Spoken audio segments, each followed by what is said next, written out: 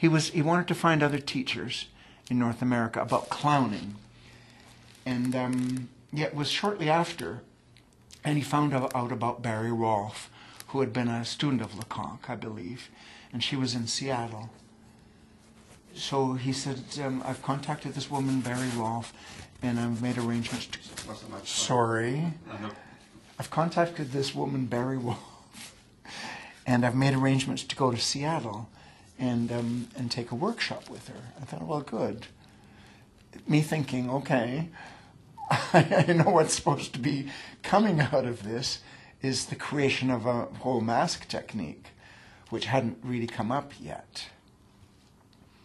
So he goes, he comes out to Seattle, and he is working with Barry Rolfe, and he experimented with her and found the beginnings of his clown, right? And the clown turn that he was working on was, he had a baby, and the baby's hair kept falling off, and he found a big spike, and he was able to keep the baby's hair on by pounding a spike into its head. Okay? And he said to me, but, you know, I'm not really getting what I came for from the class at Barry Rolfe. He said, I've gone down to the Anthropological Museum on the Pacific Coast in Seattle, and he had encountered a guide. He said to me, it's not a flesh and blood person, but it's a guide. He's a guide, a spirit guide, and he calls himself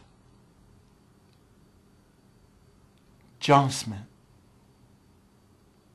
John Smith. Now it sounds like John Smith.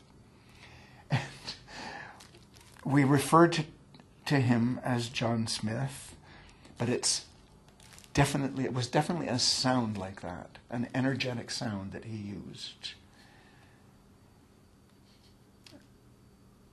After Richard had died, one of the women who worked with us said, Ian, I want to go and track down all of these teachers of Richard's, like Elaine Summers in New York, who shared the kinetics with us, and John Smith. How do I find John Smith?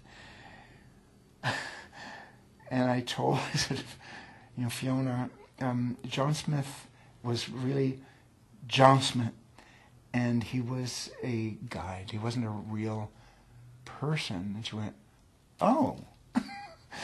Like that. So I guess we had referred, he had talked about John Smith in classes to people, because John Smith guided him to go and sit on the wharf at the edge of the dock,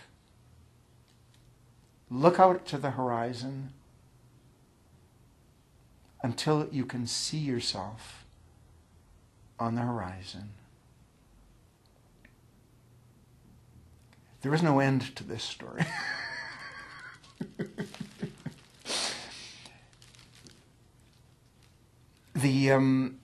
What happened was that so that's incorporated now into our facing ourselves in each of the 6 directions, because what he experienced when he saw himself was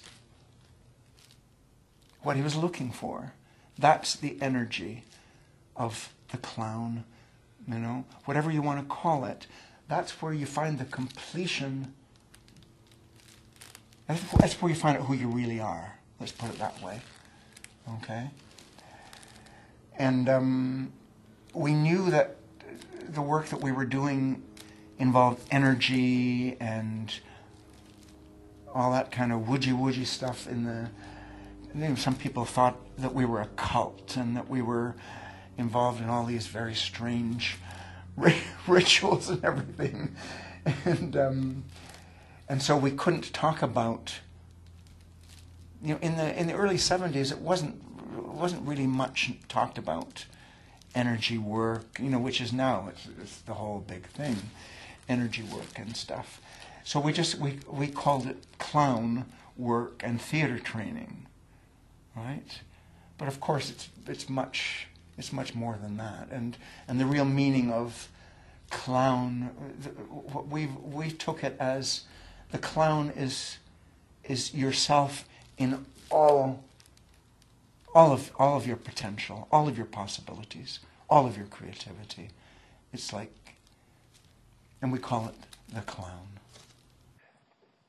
There were the encounters with the spirit guide, who was not a real person, not a physical person, John Smith, and those happened in various places, but most notably when he was in Seattle thinking that he was going to work with Barry Rolfe, who was a clown teacher, also trained in Lecoq. But he called me one night and he said, I thought I was going to come here and get, some training from this Barry Rolfe. He says, but what's really happening is I'm going down to the Museum of Anthropology in Seattle here, and I encountered John Smith. And John Smith, who a lot of people think the name is John Smith, but that's a sound, which was the representation of this spirit guide who said to Richard, go out and sit on the wharf and look out on the horizon until you can see yourself. Uh-huh. And that was for one lesson, and he went and did that, and by doing that, he started to conceive himself, the facing yourself in each direction. And so when we guide people through, we actually have them project an image of themselves out onto the horizon or onto the sun, whatever the direction is. And what they want to do is they want to fill up that space with their energy. So it's a matter of learning how to project your own energy, what you already have.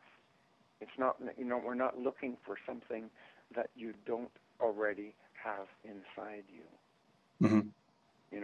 And our job is basically to guide people back to themselves. We don't know any more than they do in terms of teaching them, right? All we have is some experience at having shared this with a lot of other people, and the experience of having discovered it for ourselves.